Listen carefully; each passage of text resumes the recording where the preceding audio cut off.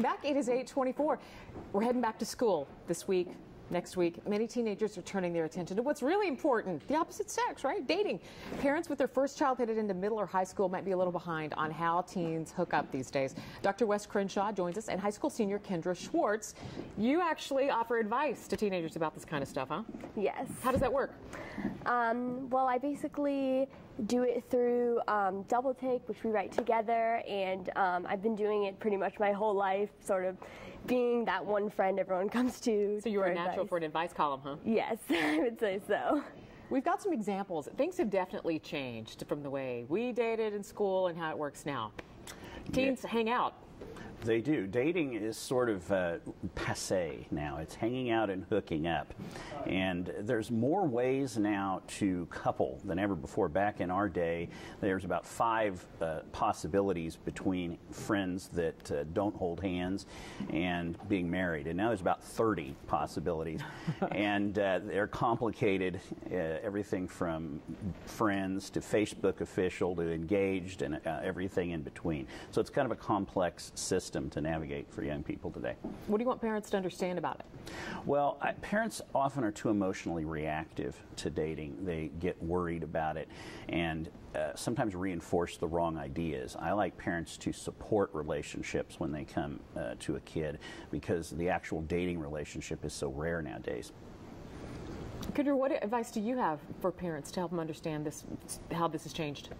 I think for parents, I would recommend that they talk to their parents about, or they talk to their kids about what dating is like now. And I think kids really need to make sure this conversation happens and they're being completely honest. I think parents really have a duty to their kids to keep them informed, but also make them feel comfortable sharing what their experiences are in this new dating world. There are some downsides to this, Dr. West?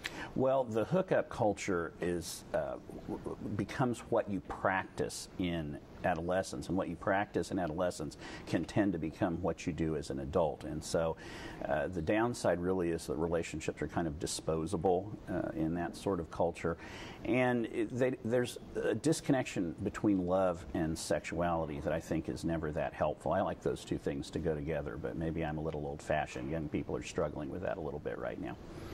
And then this is also a practice for later on in life. It is. It is. We everything we do as teenagers is how we will operate later on. And so if we're trying to build healthy relationships, that becomes easier later on in life. Kendra, you're one of the teens that kind of goes against the trend that he describes. You've been dating the same person for more than a year.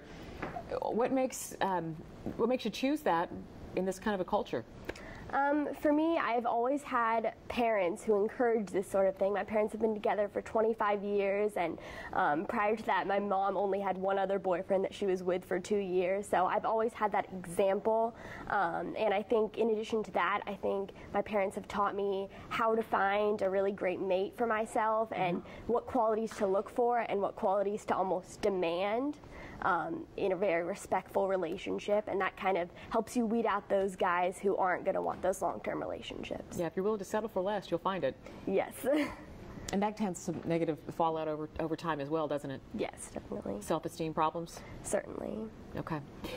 If you'd like some more advice for parents and how they can make dating the healthiest it can be, we have the information on your screen for ways you can contact Dr. Wes Crenshaw, Family Psychological Services in Lawrence. His phone number is 785-371-1414. He's also on Twitter. Thank you. Good to be.